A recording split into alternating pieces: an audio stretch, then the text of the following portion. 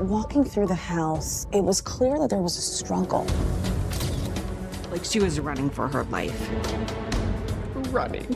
Who on earth would want to do this to your mom? The stunning court case that just wrapped up.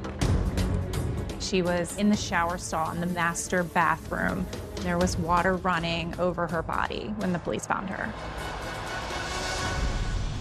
He walked right up to Sandy and said, "Sir, your wife is dead." And he screamed, like screamed. Who would want to murder such a wonderful person? The most violent I ever got was I'd grab her and just say, you know, you gotta snap out of it. When you first heard that Leslie Prior had been murdered in her home, what went through your mind? Who and why? Whose DNA is this and why is it in the house? Why is it under her fingernails? Who is this person? You gotta do the right thing, man. You've got to. I think I am. The only thing I thought of was, did they have an affair? And then my mom tried to cut it off and he murdered her. The unknown DNA under her fingernails and blood on the scene, you can't ignore that. And that really was the crux of the case. What? Was that your aha moment?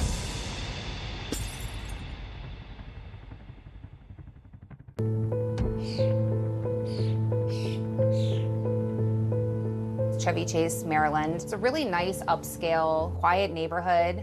It is a family community, well-manicured lawns. It's a beautiful community. It really made no sense that there would be a crime like this in that area. The idea that that bubble could be punctured with something so brutal inside of somebody's house shocked people. The body of Leslie Prior was discovered inside her home on Drummond Avenue. There were signs of a struggle, but no forced entry. This woman was strangled and she was beaten. People were stunned. They were afraid by what had happened to their neighbor. If I were to describe this case in 3 words, I would call it brutal, intimate, and cruel. Police are asking residents of this community to be on the alert to report anything suspicious that might lead to an arrest. I knew someone knew something. So I just never gave up. Who in the world would want to kill Leslie? She didn't deserve that. It was a beautiful Wednesday morning in May. Leslie Prior should have left her home and walked down this quiet street in Chevy Chase, Maryland to catch the bus and go to work. But on this day, for some reason, Leslie never showed up. I'm Brett Reedy, and I was operations manager at Specialties, and Leslie Prior was one of my employees. Leslie was supposed to be at work at 10. When she didn't show up at 10:15, I just assumed she had a doctor's appointment or something held her up in the bus or something like that. Then it was about 10:40, 10:45. He said, "Darn it, you know, where the hell is Leslie?" Finally, he called her husband. I said, "Sandy, Leslie's not here. Did she have a doctor's appointment?" And he goes, "No." Very quickly, and he goes, "That's not good. Now something's really wrong." And he was very, very concerned. I said, "Okay, look, she's only a mile and a half down the road. Why don't I just drive down there? I'll meet you there." So you were born and raised in this area. You grew up here. But I had about probably 6 friends that lived on this street from elementary school. When I said to Sandy, you know, I'm going to go over there, the reason why I went over there was I'm so familiar with the area. You're thinking, Sandy's on his way. What else is going through your mind? Something's wrong. She must have been in an accident. Somewhere is an accident. She fell, a bus, a car, something has happened. Leslie Prior's husband, Carl, who went by Sandy, pulls up to the home not long after Brett arrived. As soon as the 2 men step inside the front door, there are signs something's very wrong. There was dried blood in the foyer. There was a knocked over table. There was a moved rug. And her husband started calling out for Leslie and got nothing back. I looked to my right, and there's a significant amount of blood. Sandy started walking around, and he went upstairs. And when he went upstairs, I noticed on the wall was an area that had been rubbed out. looked like someone had cleaned it or tried to clean it. I noticed something move down the hall. That door was slowly opening. And I was like, oh no, you know, it was the dog. At that moment, the Preer's family dog, a black lab named Boomer, comes up from the basement. I said to Sandy, look, you might want to check the basement. Sandy comes back up from the basement and says she's not there. We went into the kitchen. The back door was ajar a little bit. It wasn't fully closed. I started pointing out to him, Sandy, look at this. Look at this on the wall. Look at this blood all over the place. And he goes, she must have fallen. My reaction probably was, that's a hell of a fall. So I decided to call 911. 911, what's your emergency? I'm at Drummond, Chevy Chase. I work for a company, and we didn't have a call from an employee. We just walked in the door, our husband and I, and there's blood in the foyer, and it looks like something possibly happened. You're not in the house anymore, are you? We're in the house right now. The husband's looking around. You're with the husband? I'm with the husband, yes. When was the last time? The last time the husband saw her was 7:45 this morning. Did she have a car or anything? No, she was going to walk to the bus. Is there a lot of blood? But it looks like there's possibly a struggle, a couple things knocked down. Can I ask you guys to step out of the house? Sure.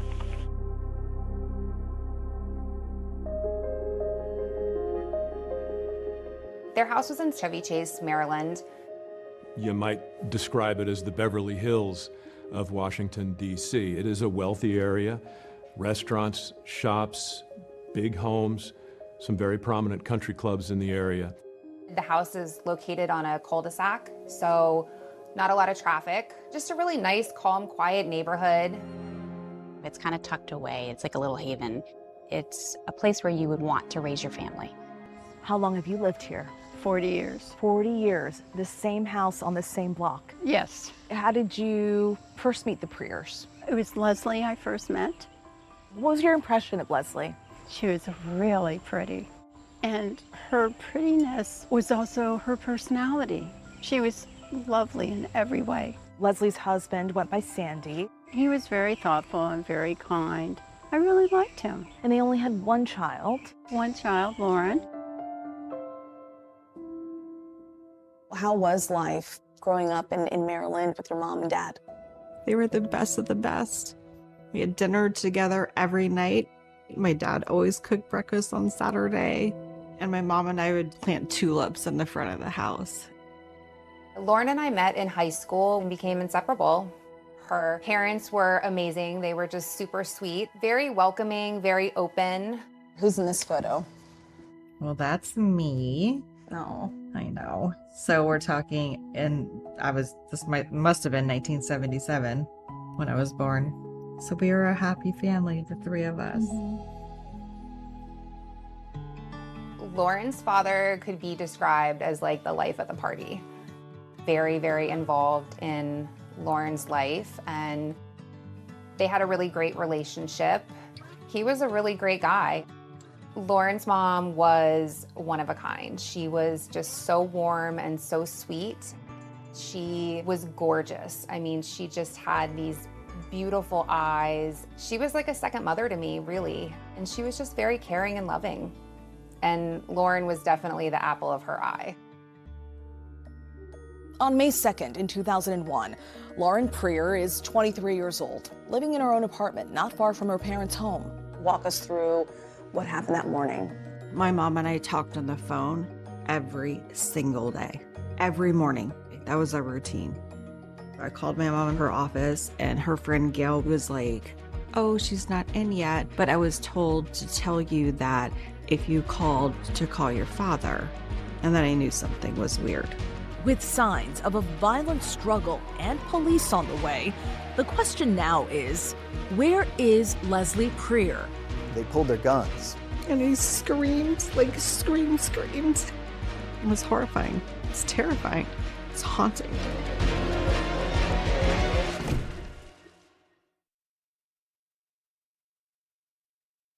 Okay, so we got Speed and Interview with Brett Reedy.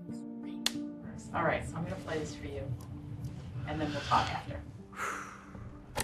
911, what's your emergency?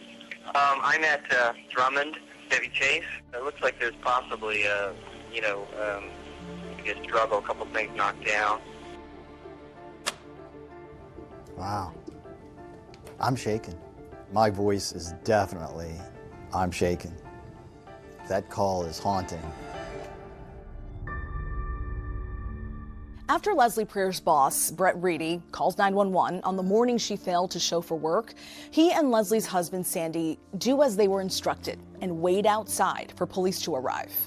5-10 minutes went by, and when they showed up, Sandy, he kind of greeted them, and they pulled their guns. And Sandy goes, "Whoa, you guys mean business?" Like, kind of in a joking way. You know, I thought it was a little odd.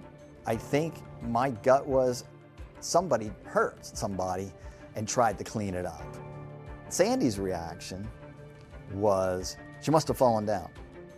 Sandy was somewhat, I believe, in denial of what was probably in front of him. Brett was of the opinion that something bad had happened and that it wasn't just an accident. If Leslie's hurt and she's going to the hospital, why would it be cleaned up already? I asked him directly, I said, "Sandy, you were upstairs awfully quick. Did you check everywhere?" And as soon as I said that, he puts his hand to his head and he goes, "Oh, I forgot to check the bathroom." That's when they ultimately found Leslie. She was in the shower stall in the master bathroom. There was water running over her body when the police found her. The police came back out, and the policeman was wearing gloves, and he was taking them off, and I knew right then. And he walked right up to Sandy and said, "Sir, your wife is dead." I remember arriving at that scene at some point later on in that day. It was still a crime scene. Police were still there. At 11:45 a.m., police found Mrs. Prier dead upstairs. There were signs of a struggle, but no forced entry. In addition, police report no previous problems in this quiet community. This was an unusual place to be responding to a homicide. This happened in a residential community of very nice homes. It really made no sense that there would be a crime like this in that area. Leslie and Sandy Prier's daughter, Lauren, only knows that her father wants to speak with her. She has no idea what's happened to her mother. At this point, it's just Sandy and Leslie residing in the house, right? Yes, Lauren lived in an apartment in Silver Spring, which is just a few miles away. I looked out the window and I saw a police car pull up. And I saw my dad and a police officer get out of the car. And I said, "Oh God, what the hell's happening?" My dad is like he was just talking, but everything was in slow motion. He's like, "Lauren, your mom's been in an accident. I think we're seeing like a bus accident or she got in a car." Like, you know, I wasn't thinking the work like that. And then he goes, "She's no longer with us anymore." I was like, "What?" And so I ran into my bedroom and I screamed, like screamed. Like what you hear on like the horror movies, I get deep down into your stomach scream. And I said, "I don't understand." It shook the office. I had to make that phone call. Brett calls the office. He said, "You're not going to believe this, Linda, but Leslie's dead." And he couldn't tell me anymore because he didn't know anymore. I saw a number of police cars. I saw an ambulance. I was just shocked. Who would want to murder such a wonderful person? Investigators begin canvassing the neighborhood, searching for answers, and they're looking to see if any similar crimes had occurred in the area. They looked at any other burglaries in the area, any other assaults that happened, and there wasn't any clear indicator that any other crimes were related. Nothing like this had ever happened in that area, a murder like this. Not a murder like this. There were a couple of assaults on women throughout the county that a lot of people did think were related, but the police department did their due diligence and compared all the cases, and they determined, no, they're not related. At the time, a lot of women were very fearful of what was going on, that there was a killer out there that in their quiet neighborhood had come into this house and killed a woman. And as detectives start digging into the case, a crucial detail comes into question. It was hard to pinpoint Leslie's actual time of death. She may have been dead for longer than just the hour or two that we believe she was there. There was a theory that Leslie could have been killed the night before. Yes. So investigators bring Leslie's husband in for questioning. They want to know exactly what the couple had been up to the night before. Let's just be a man and tell us what happened. I told you exactly what happened. But you haven't told us the truth.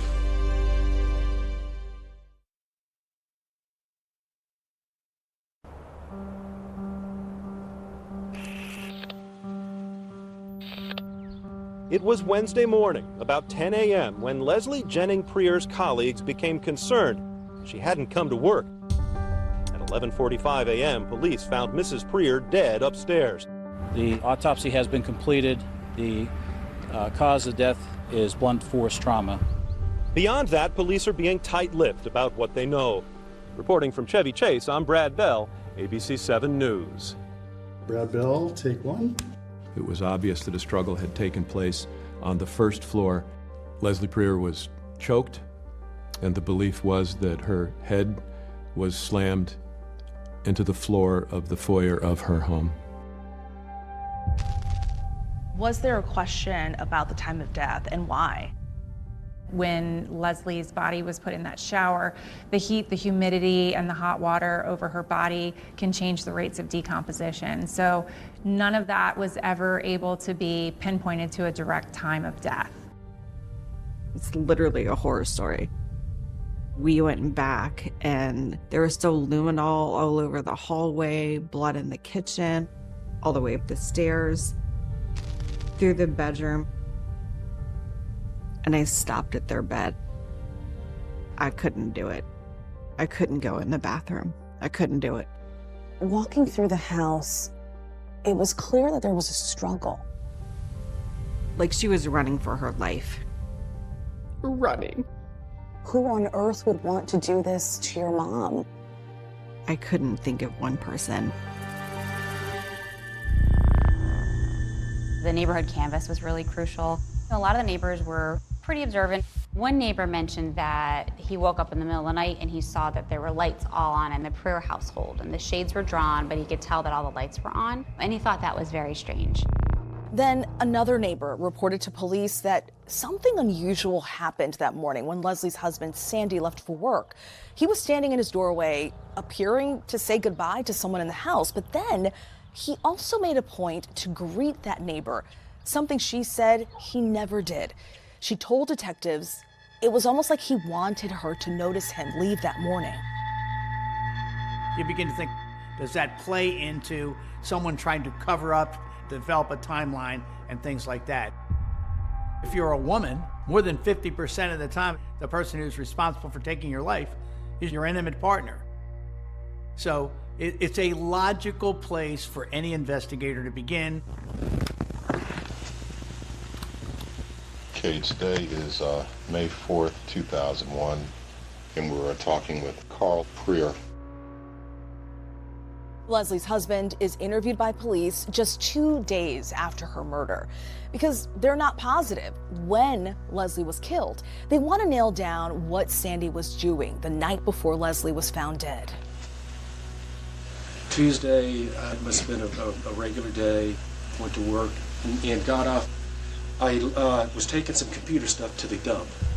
Got there before 8 o'clock, took everything off, then left, and I think I went to a couple stores. After the stop at the dump, Sandy Prier says he went to 3 different stores before finding the battery charger he was looking for. He didn't get home until about 9 p.m. Tuesday night. All of that was just a little bit suspicious. It seemed like he was trying to create an alibi for himself. I don't recall anything out of the norm on Tuesday. Okay. And when you arrived home, you all didn't have supper together after 9? No, I went right to bed. She stayed up. Do you have any idea when she came to bed? Nope. I could guess, but I don't know for a fact. Okay. You indicated that sometime during the night you recall her being in bed. Then, Sandy says something that catches the detective's attention. He admits that his marriage had been under tremendous strain.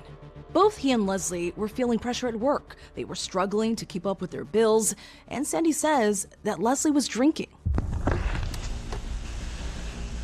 She pretty much just had a glass of wine as soon as she got in.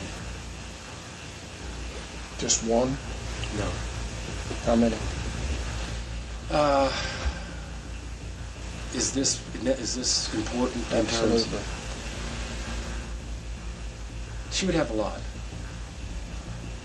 She would have a lot, and in all honesty, it's one of the reasons why I kind of come home late, because I just really, it was getting hard to deal with. Leslie was an absolute love, beauty, when she didn't drink. Were these a source of arguments between you sure. two? Sure. Definitely. At that point, they started to realize more details are coming out and it's conflicting with how he originally presented things. Since we're on the subject, how would she act? The sign was always the personality. You could tell immediately. Happy, argumentative? Not happy. Just chill out, you know, every little, mountain out of a molehill on everything. Just keep Just bam, bam, bam, just keep coming at you, just keep coming at you. And it wasn't fun. Sandy tells detectives there was one time when an argument escalated. The most violent I ever got was I'd grab her and just say, you know, you gotta snap out of it.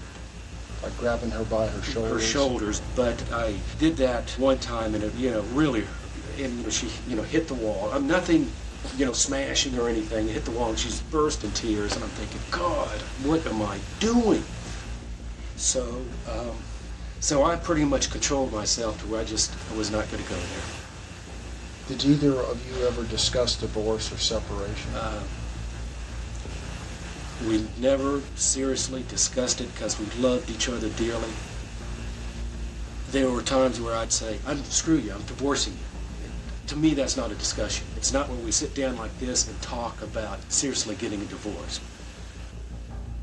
After almost 2 hours of questioning, the interview wraps up. But it's clear Sandy Preer has done little to ease the detective's suspicions or eliminate himself as a suspect. Well, I assume you've been totally candid with us about this, and you're not holding anything back, holding any information. Leslie and I had our arguments, and we had some pretty nasty ones at times. But there's nothing that I am consciously thinking now that I'm holding back. Holding back or not, detectives are determined to get more out of Sandy Preer, and they strap him to a lie detector. The police think that he killed his wife. Then, 2 months into the investigation, there's some surprising news. Could there be a new suspect emerging? Detectives look at a lot of theories. They interviewed a lot of people. They looked at all of the relationships. Whoever this person was, they had never been arrested for anything. Who is this person? What would make someone want to kill Leslie?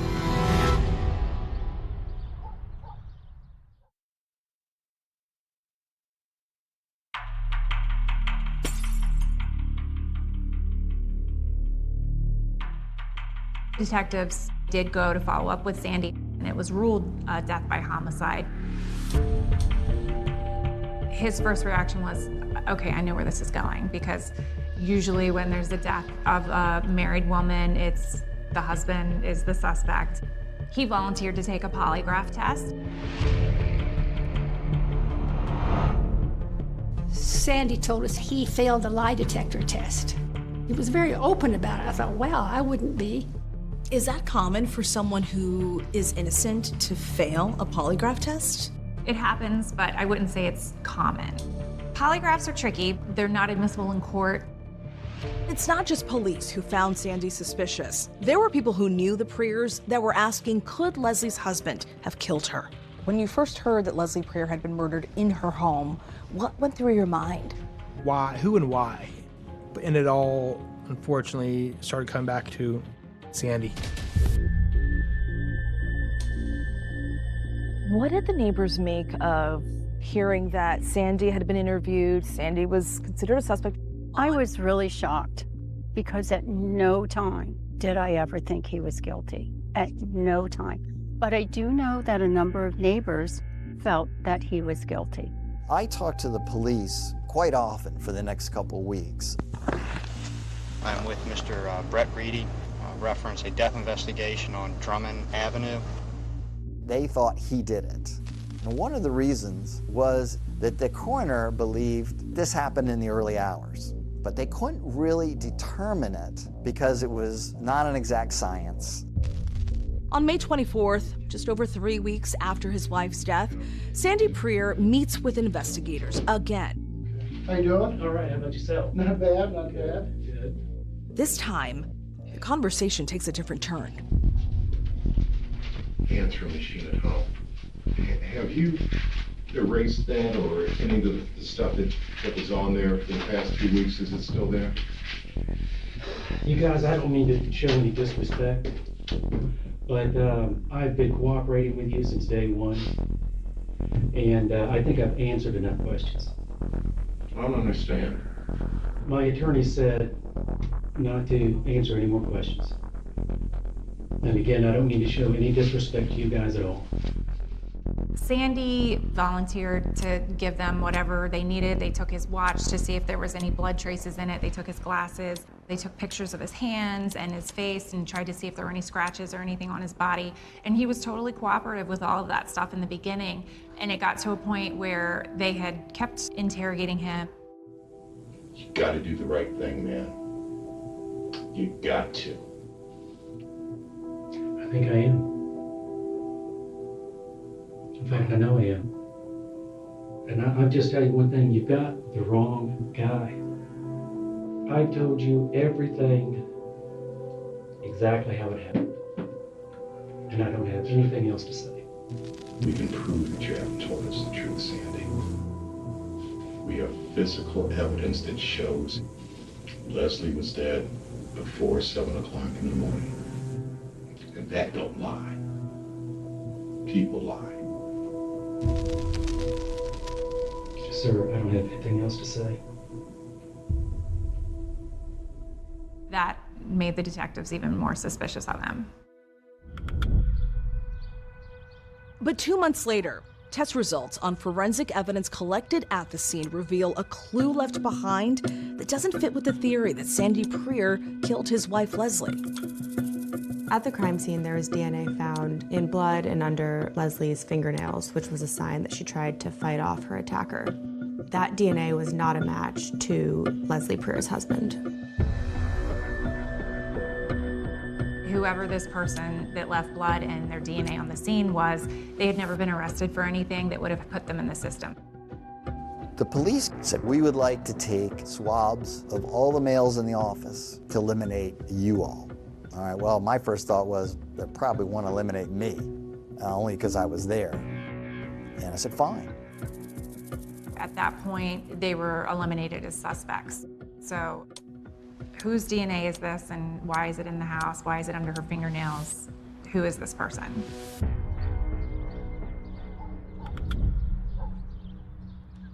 A little over a year after her mother's murder, Lauren Preer meets with detectives for an update on the case. What they tell her isn't easy for her to hear. Well, I know this has got to be rough on you. And it's frustrating for us because my gut feeling is that your dad had something to do with this. I've just been a cop too many years. I've worked too many cases. It is so bizarre to think that this could be someone else. Detectives spend the next 2 hours telling Lauren Preer that they believe her father killed her mother. and how they think it unfolded. My theory on this, as it were, something happened after he got home that night. They had some sort of a real argument. Yeah, he was tensed out, stressed out, had a hell of a long day, and it got out of control. And what happened, happened. I think your dad just lost it. How is it possible? First thing, you said that you found some evidence of another person being there. But that's like, to me, that's like the most bizarre thing. I mean, the only thing that I can think of is someone else was there when Sandy arrived home late at night. There was some interaction between Sandy and that person, and then that person fled. If Marlon was having an affair, he's not the kind of person that, like, he wasn't like a possessive kind of guy at all. I mean, he would have been fine, but he wouldn't have, like, gone berserk, I can tell you that much.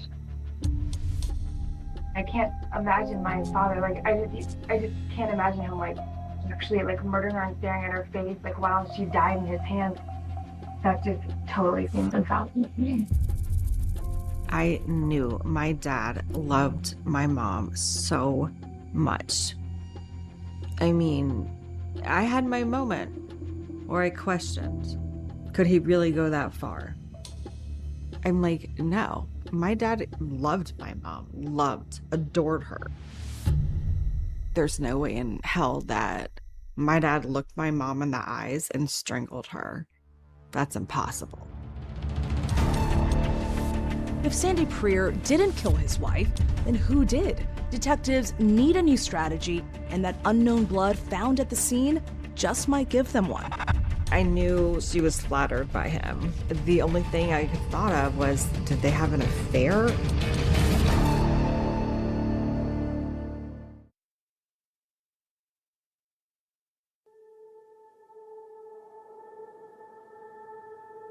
I had this, like, perfect world before this all happened. Perfect. I mean, everything was great.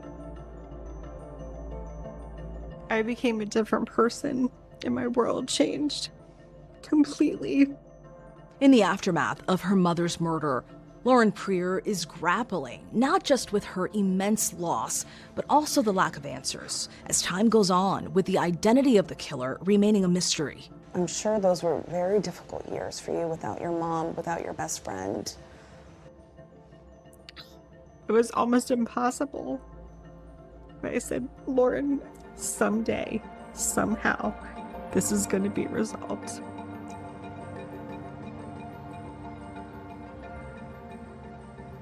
There weren't any new leads or information coming in. 2010, another group of cold case detectives picked up on it, and they still focused on Sandy quite a bit. So he was the strongest suspect despite his DNA not being found at the scene. Yeah, I think that they were trying to find, is there a reason where he could have hired someone to kill her? Lauren Preer had her own suspicions about a neighbor living in the area. She said he'd made comments about her mother Leslie's good looks and even invited Leslie to walk their dogs together in the neighborhood. I knew that she was flattered by him. He was very handsome. The only thing I thought of was, did they have an affair? And then my mom tried to cut it off and he murdered her. You thought it was a neighbor and he had gotten away with it? Yes, 100%. She mentioned him numerous times, and in 2010, detectives did speak to that individual and got his DNA, and he was also eliminated. They swabbed him, and it was negative. That had to drive you nuts, going right back to zero and not having anyone. I thought I was gonna die without knowing. I really, truly thought that. In 2017, Lauren's father, Sandy, passes away after an illness, dying under a cloud of suspicion that never fully cleared. My mom's family believed he killed her. Not all of them. Some of my uncles and some of my cousins were like, there's no way. And so they were out of touch with him. I mean, I think my dad died of a broken heart. The case remains cold in the years that follow. It makes you paranoid in a way to think that there's somebody that could commit this brutal crime and then just be walking free. And the decades just went on, and then you start to kind of wonder, this is never going to be solved.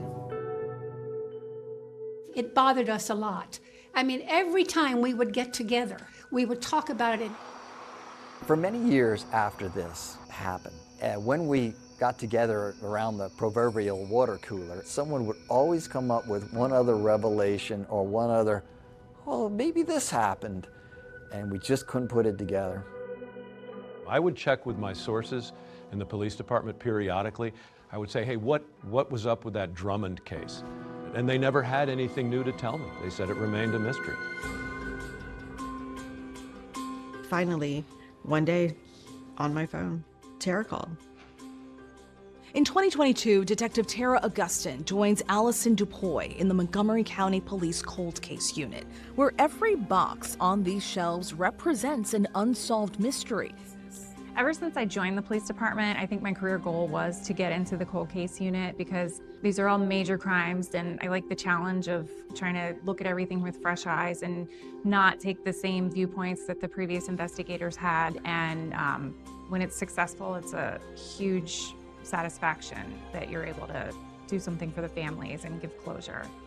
And her first assignment, the Leslie Preer case. It was one of many boxes that are sitting on our shelves.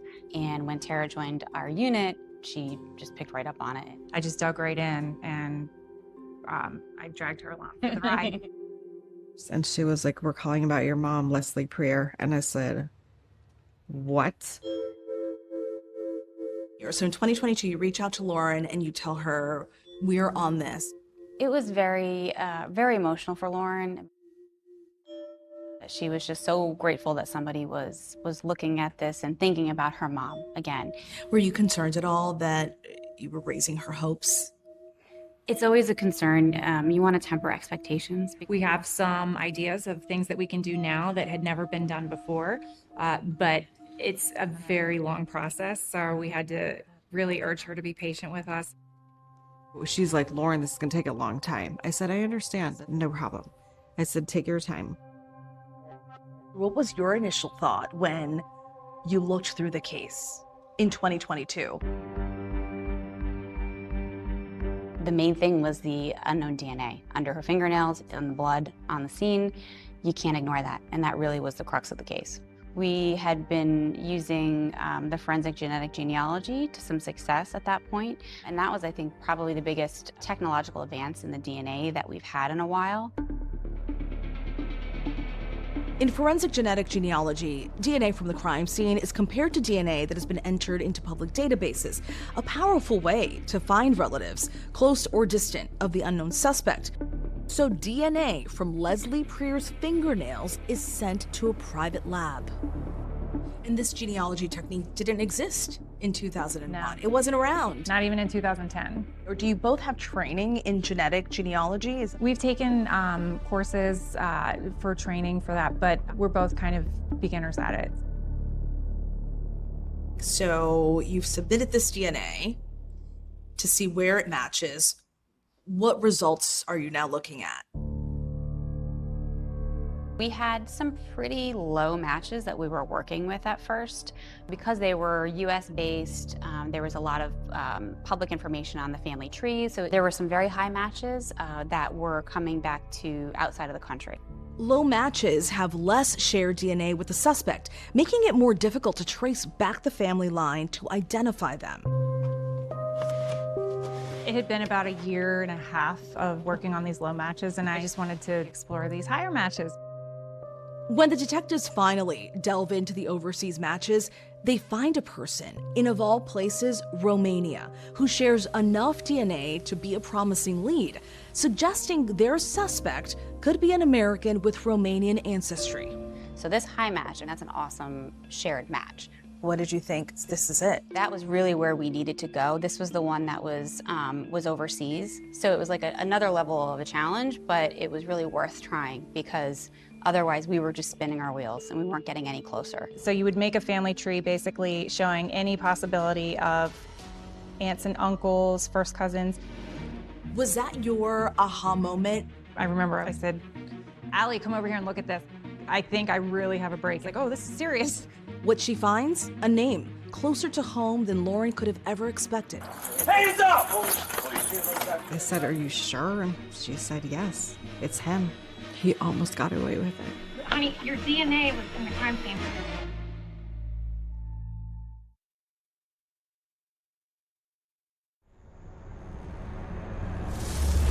This is one of the crimes, homicides, murders that I never forgot about. It was horrifying. It's terrifying. It's haunting.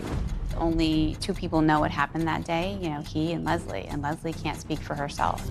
Based on all of this evidence, what do you think happened to Leslie that morning when she was killed? That DNA could have matched to somebody else in that family. She didn't have any specific evidence to point to he's the killer, but she just got a weird feeling about him. I ended up leaving that house that night. I did not stay there. I was afraid of him. She was afraid of something. Yeah. She thought he might go after her. Murdered someone? I want to know what snapped in you. Hands up! Hands up! I almost fainted. What goes through your mind? I was in shock. I'm still in shock.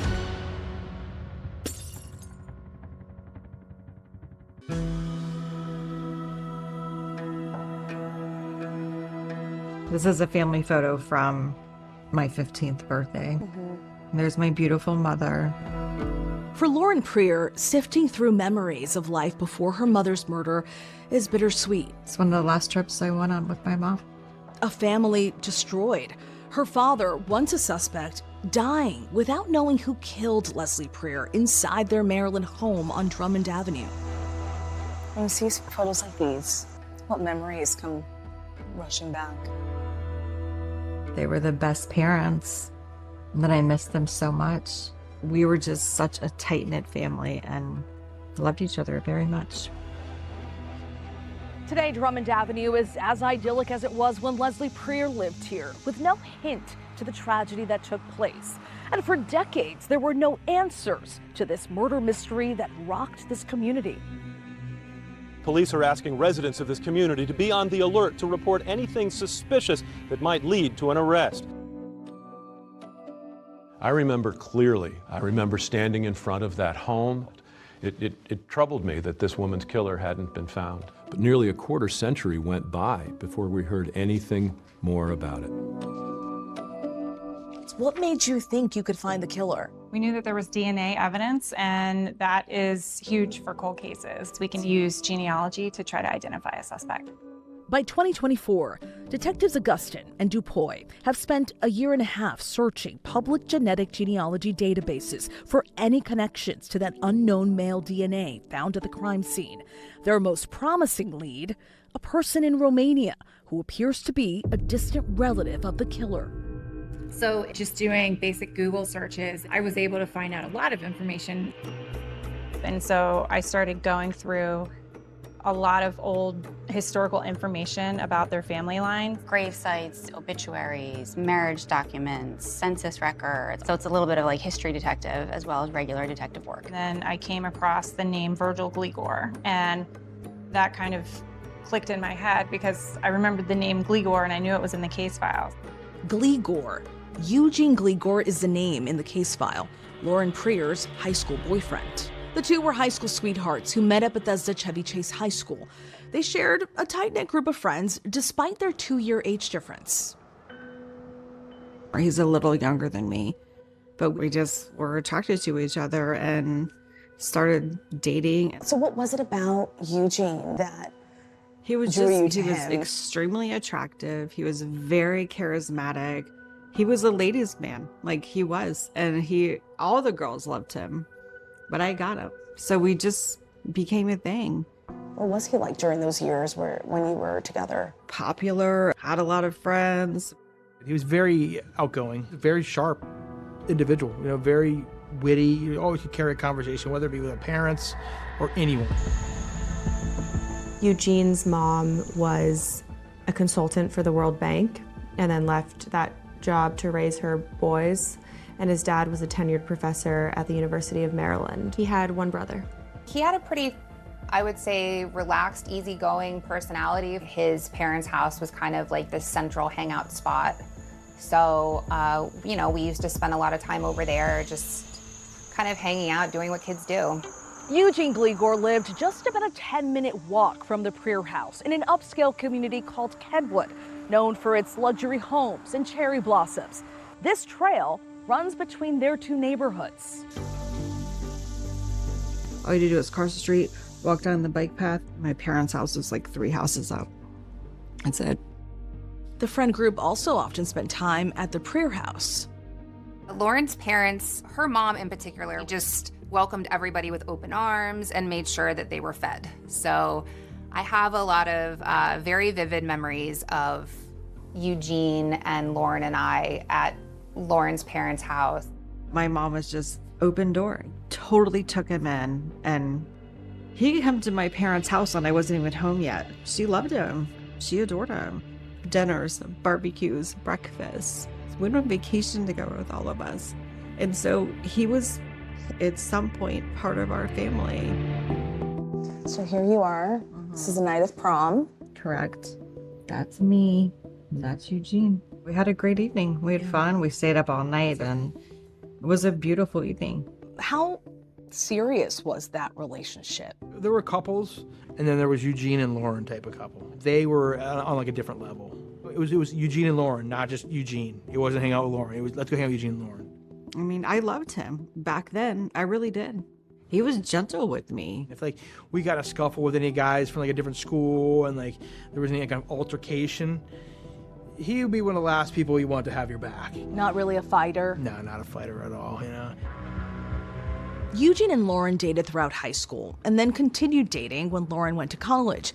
After 5 years together, they broke up. And why did you guys break up? We were so young. We'd been together for too long. We just had a talk, and we both kind of agreed, like, it's time to go our separate ways. Yeah. Did you guys keep in touch after that? No.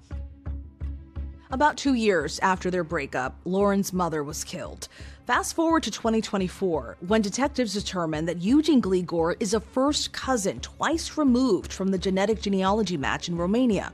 But for the police, that doesn't necessarily make him the killer. Why would he do this? There wasn't much to make him a suspicious person. Nothing raised flags to say, hey, this guy's a killer. But when detectives look back at the case file, something in there catches their eye. And it just is one of those loose ends that was never tied up.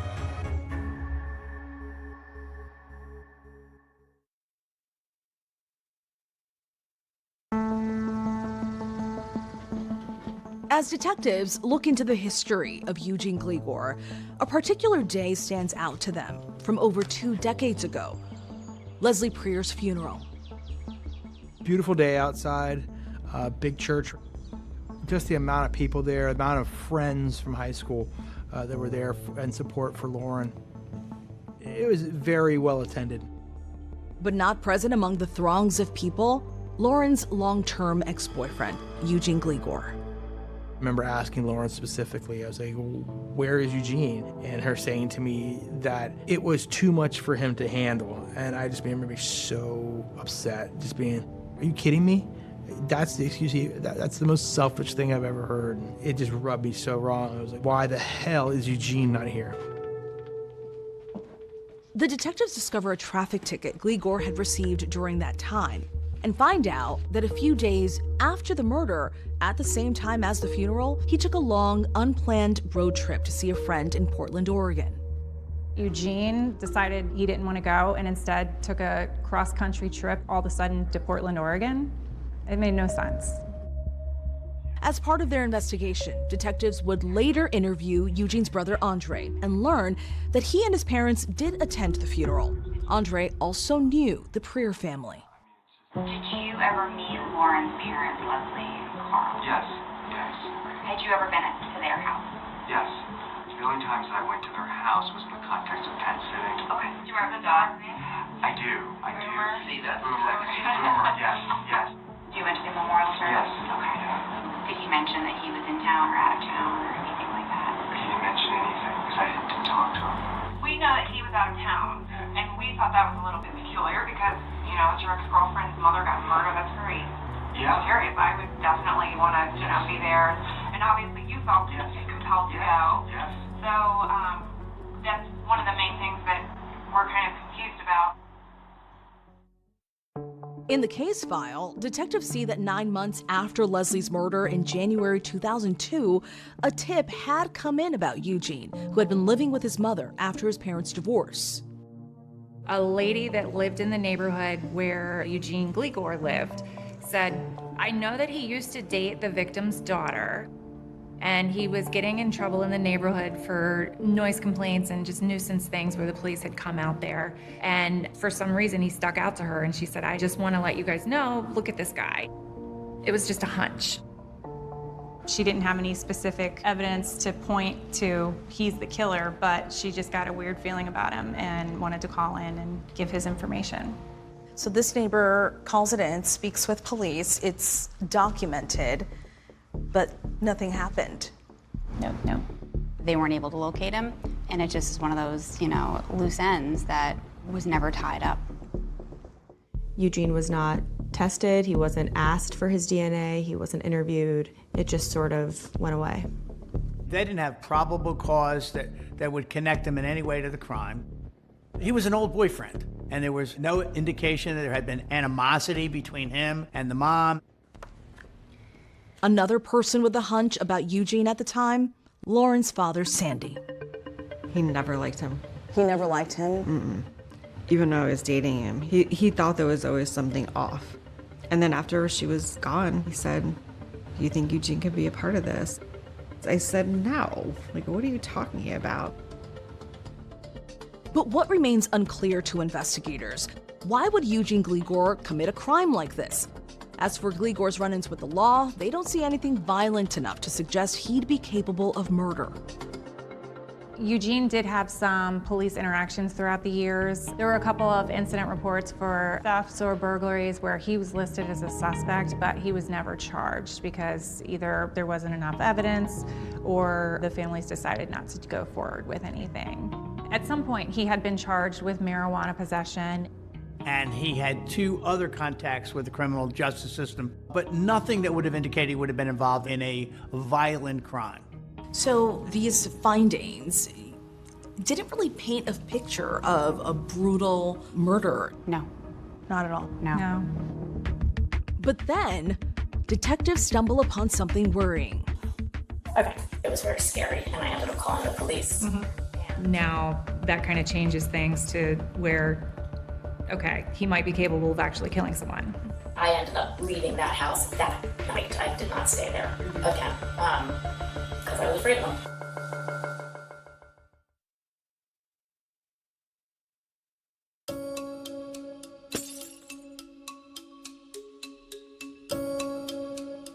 In the summer of 2024, 44-year-old Eugene Gligor has no idea that his life is under the microscope of detectives Augustin and Dupuy. What was Eugene Gligor doing with his life? He had kept jobs and was just kind of living a under-the-radar life. In the years after high school, he worked in the restaurant industry in New York, at one point as a maitre d' at a Michelin-starred restaurant, then moved back to D.C., working in business development. He built a life for himself. Married twice, divorced twice. He would host Super Bowl parties. He joined fantasy football leagues. Eugene's life was completely normal in all the tellings from the people who interacted with him. I met Eugene Gligor in the summer of 2018. We both were working at a real estate technology startup. Eugene did business development and sales. He was a very bubbly, friendly, gregarious person, a classic salesperson. Laughing, joking. He was a mentor and I learned a lot from him and I looked up to him and he was my go-to person to ask for advice. Everyone in his life knew he struggled with alcohol. He was also really open about his journey to become sober and attending AA meetings. He had internalized a lot of self-help best practices, so to speak. I remember him telling me, Having control over your thoughts and being able to see them as they come in and not just impulsively react to them is the first step toward being able to have control over your life. But Detectives Augustine and Dupuy find something troubling in court records from 2021. So this is a petition for a protective order, and this was from his second wife after they got divorced. She describes in here an incident where Eugene came to collect his belongings without telling her. She writes, Eugene is an addict and has 2 guns. His behavior has been erratic and scary for a couple of years, off and on. I am scared to be in my home. He is unpredictable.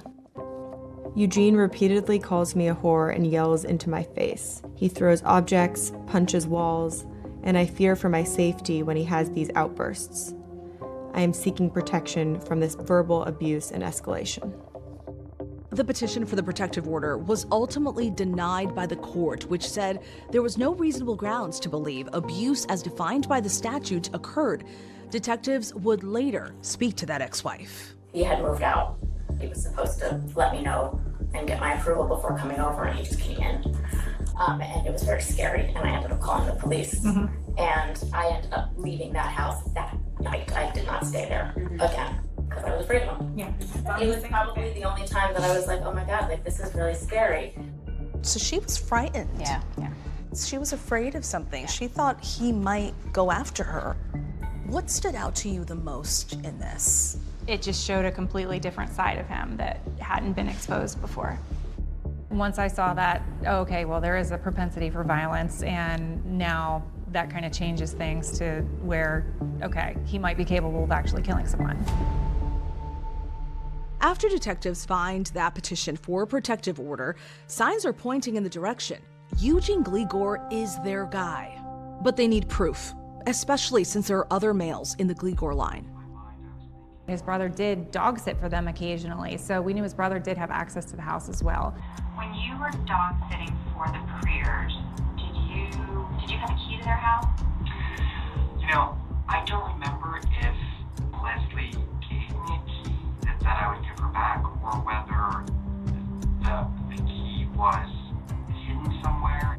That DNA could match to another Gligor, could have matched to Eugene's brother, it could have matched to somebody else in that family, and so they needed Eugene's DNA to confirm their suspicions. We figured, okay, well, if Eugene's DNA doesn't come back a match, then Andre's our next step. Now the challenge, collecting that DNA without Eugene suspecting. And we got information that he was actually overseas and that he would be returning to the United States on a certain date, and we had the flight information.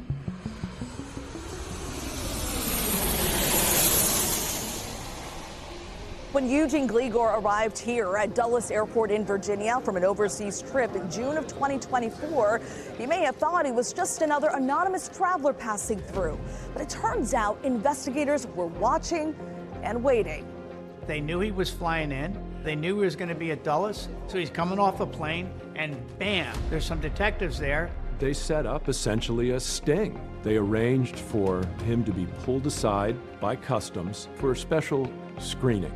They had arranged in the interview room several bottles of water, hoping that as he sat there, he would take one of them and they would have their DNA evidence. And that is when Eugene unknowingly takes the bait, drinks a bottle of water, and then leaves it there on the table. And after he leaves the room, detectives come in, take that bottle of water, and there they have his DNA. And then you get the call. And then my world was once again upside down. Hands up! Hands up! What's going on? What is this about? Eugene Gligor, finally confronted by police. I'm sure you're wondering what this is all about. I would really like to know.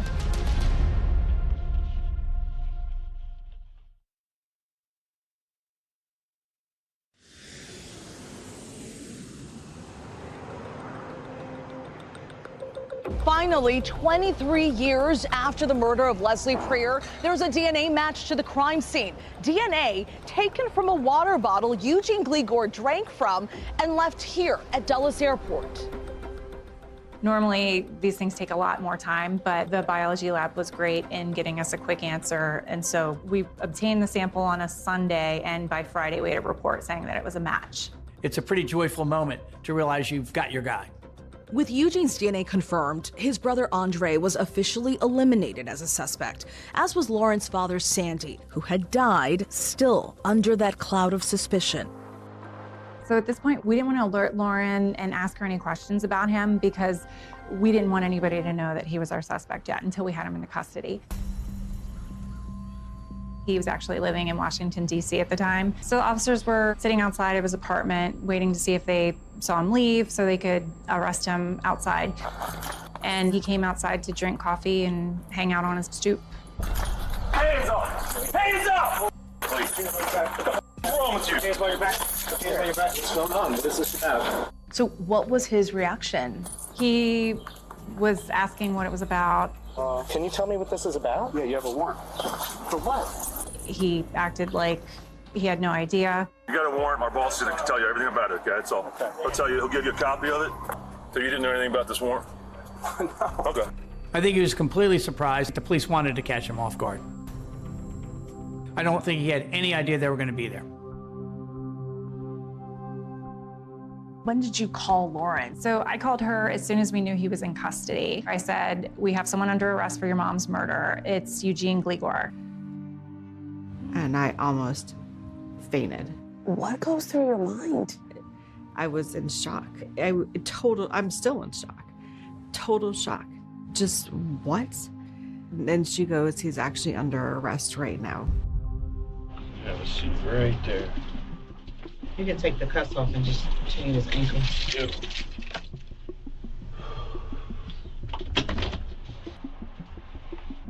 Hi, Eugene. Hello. I am Detective Agustin. This is Detective DuPoy. Hi there. From Montgomery County. So when we talked to him, I'm sure you're wondering what this is all I about. would really like to know. This has been really, really hard. he was inquisitive at first and answered some questions. We were working on a case that came from Chevy Chase. Mm-hmm. And do you recall back in 2001, Leslie Preer? Yes, that she was murdered. Yes. Yeah. Okay. So that's the case that we are investigating. You went to BCC with her daughter at the time? Correct. Is that correct? Okay. And what was your relationship with Lauren, the daughter? We had dated. Like, were you still in touch with Lauren when this stuff happened to her mom? No, we had broken up a couple years before. But once confronted with some evidence, he completely changed his attitude. We actually have a sample of your DNA, and it was compared to the crime scene DNA, and it matched. So we know that you were there at the time when Leslie died. But I never gave a sample of DNA. That's correct. We obtained a sample from a discarded water bottle, and it was compared. So your DNA matches the crime scene DNA. I don't know what to say. I have no recollection. I have no memory. I don't know what to say. We tried to get any information from him, any explanation of how or why this could have happened. Only two people know what happened that day, you know, he and Leslie can't speak for herself. We can tell you more about, you know, what we think happened. I mean, what do you think happened? I don't know. I can't verify. I don't know. I don't recall. I don't have any memory. I didn't do anything that you're talking about, so I don't know. And I don't feel like I can... I don't know how to answer and go into... I don't want to incriminate myself with questions. You guys are professionals. I'm not. I don't know. I really do think I need an attorney. Okay, that's fine. We're not going to ask you any more questions. There's no tears coming out of your face.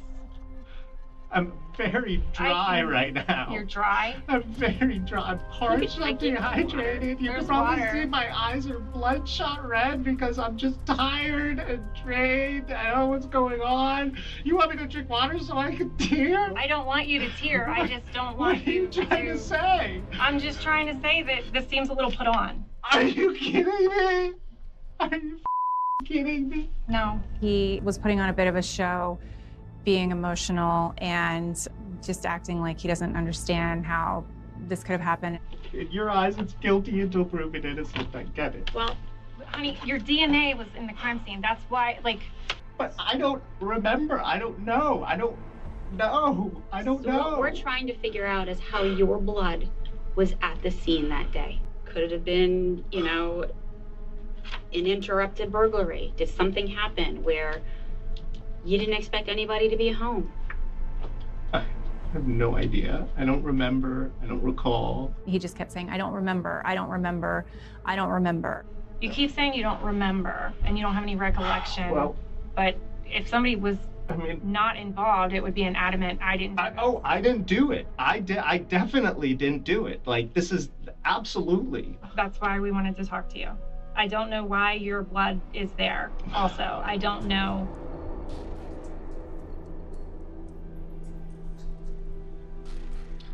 Wow. The only person that knows is Leslie, and she can't tell us. He was very much wanting to be the victim in the situation, and it was very, very clear that we weren't buying it. I'm trying to give you an opportunity to be a little bit forthcoming before we... I mean, I feel a little bit trapped here, like... Well, you're under arrest, so you should feel trapped. Did you think this moment would come? Yeah, I had hoped it would. I didn't think it was going to be him. I thought it was a random person. And when you figure out the relationship to the family, it makes it even worse because he betrayed any kind of like loyalty or relationship and trust that he had with the family. I have been a television reporter for a very long time now, and this is one of the crimes, homicides, murders, that I never forgot about over the years. And so to ultimately hear on that day that they had made the arrest was, even for me, stunning. This case remained open for 23 years. Until now. Montgomery County State's Attorney John McCarthy speaking this afternoon, moments after this man, 44-year-old Eugene Gligor, now charged with first-degree murder. Like this copacetic Zen person who had been through AA and had all this advice and had taught me a lot, murdered someone? I couldn't wrap my head around it. Like, it just, I think, brings a sense of confusion and betrayal. When you guys were together, did you ever feel unsafe at all around Never. him? At no point. And you were together for a number of years. Yeah. But you never felt as though you were in any danger. Never. Never. Not once. It was very violent. It's so not what I ever knew of Eugene. You take a breath, and then you gear up for helping to prepare for trial. And that's the next step, because we have him in custody, but we have to convince 12 people on a jury that he is the murderer. Investigators know Eugene Gligor is not going down without a fight. He was adamant that he was fighting it and that he was gonna, be out in a few months and everything was gonna be fine. But even before they get to trial, there's an unexpected twist. I just could not believe it. I was completely gobsmacked.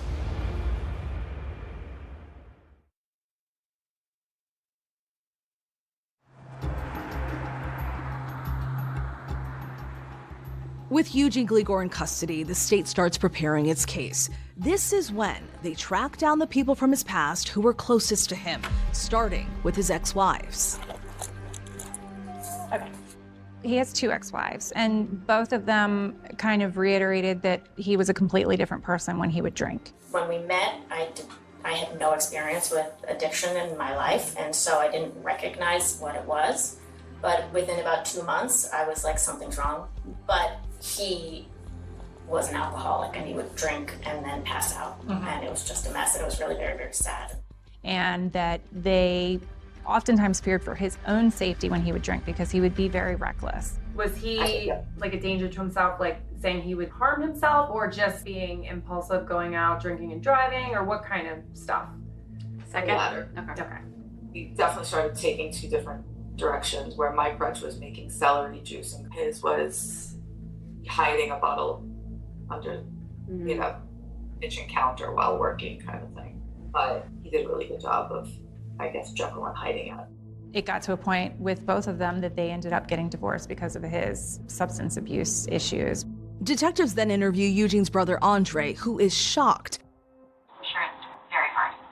And we understand that this is a difficult, predicament that you're in. I don't even know what to say. It's just, it's beyond shocking. Detectives learned that Andre feared his brother may not only steal from him, but also interfere with his life. Was there anything else that made you fearful of him? I was concerned or scared that he was going to sort of sabotage my life. According to detectives, Andre was living in a townhouse owned by their mother. And with Eugene's recent separation in 2021, Andre feared Eugene might do something to get him kicked out. He was sort of posturing and maneuvering to come after my living situation, that he wanted me to get kicked out of where I live. So that's why I felt threatened by him. And I just had a gut feeling that perhaps he could be dangerous. Andre would tell police that he was so unsettled about his brother Eugene, he actually reached out to Lauren Prier.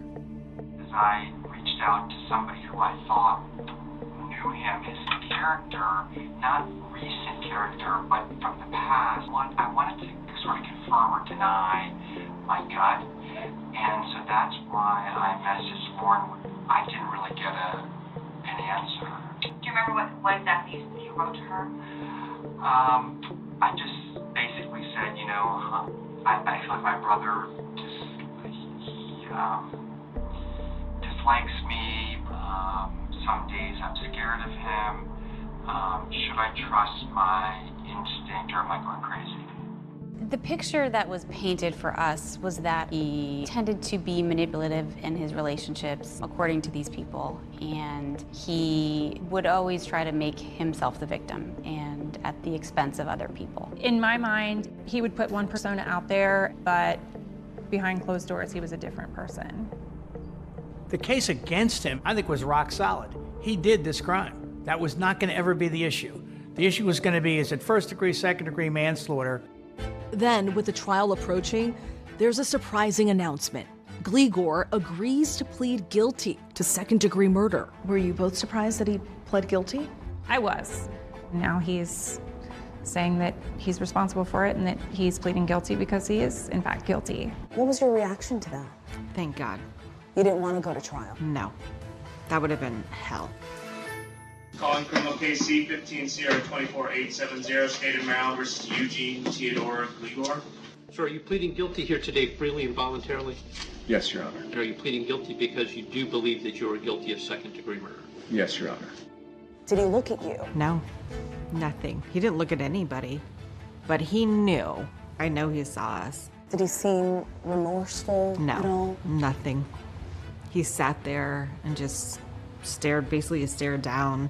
Based on all of this evidence, what do you think happened to Leslie that morning when she was killed? I think that Eugene was breaking into the house thinking no one was home, and he encountered Leslie. And knowing that she would recognize him and he would get in trouble, I think that he just panicked and only thought about himself and made a selfish decision to kill Leslie in the heat of the moment just so he could get away. Knowing your mom so well, what do you think her reaction was when she saw Eugene? I think she was probably in shock, and I think she was like, Lauren's not here. What's going on? And then I think he got scared because he was in the house and she saw his face and knew exactly who he was. And then he freaked out and she ran for her life. He took her into the shower thinking that the DNA was going to be gone. But it wasn't. Not on her fingernails. And then there was blood in the house. It was horrifying. It's terrifying.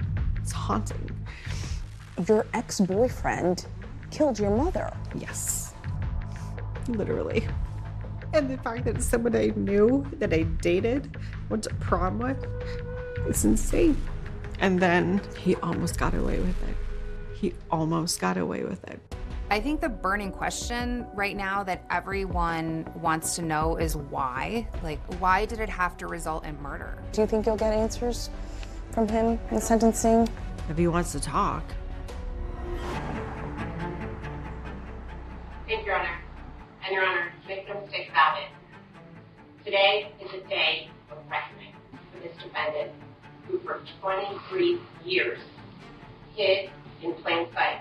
And just 2 weeks ago, what Eugene Gligor had to say in court. At this time, Mr. Gligor, you do have the absolute right to address the court before I sentence you in this matter.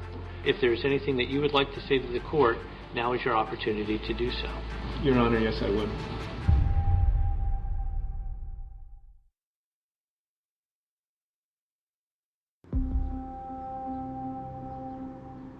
The day has finally come for Eugene Gligor to be sentenced after pleading guilty to murdering Leslie Prieur. But for those who knew her, there are still so many unanswered questions. I want to know why you were so violent to this woman. What snapped in you? Many family members are present today here in the courtroom to honor Leslie's memory. They're also here to finally see justice done after 24 years.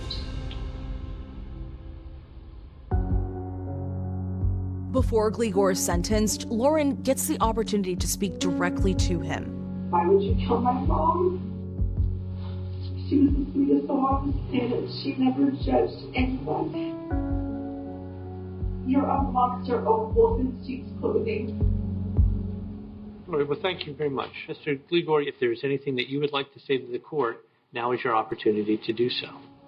Your Honor, I want to express my deepest regret, shame, and remorse for the devastating tragedy that I caused. And to help back up that remorse, Gligor's defense submitted a pre-sentencing memorandum that included these photos of him smiling alongside Lauren, saying after their breakup, there was no animosity between them, and he only had positive memories of Leslie Prieur. I'm sorry it's taken me this long to take full responsibility. I'm grateful the time has come. I'm relieved the secret is over. I had many blackouts leading up to the evening of May 1st and the morning of May 2nd, 2001, but none that resulted in the most regretful and devastating event of my life.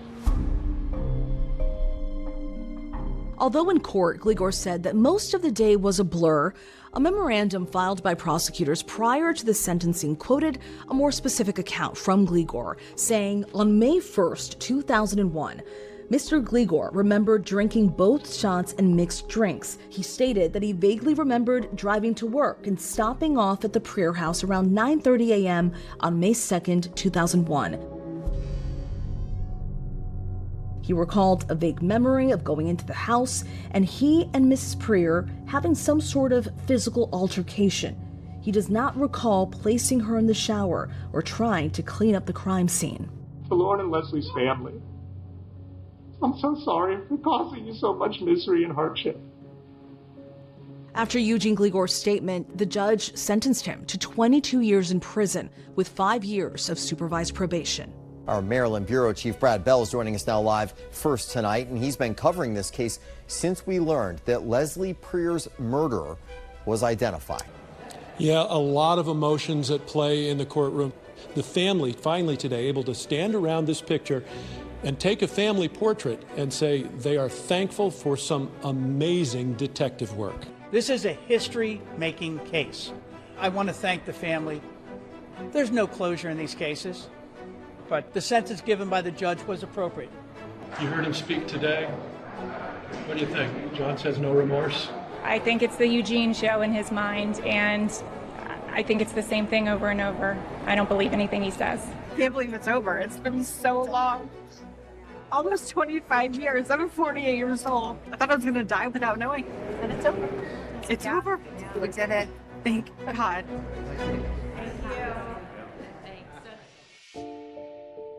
We all had these questions of who did it for years, and now we finally have an answer and some kind of idea to allow us to carry on with our lives.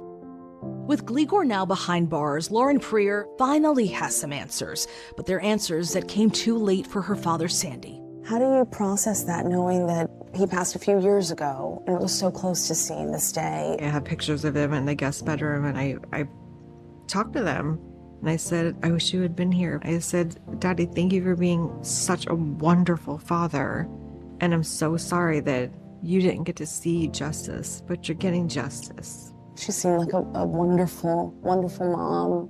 She was smart. She was beautiful. She was an incredible human being. Yeah, she was my angel.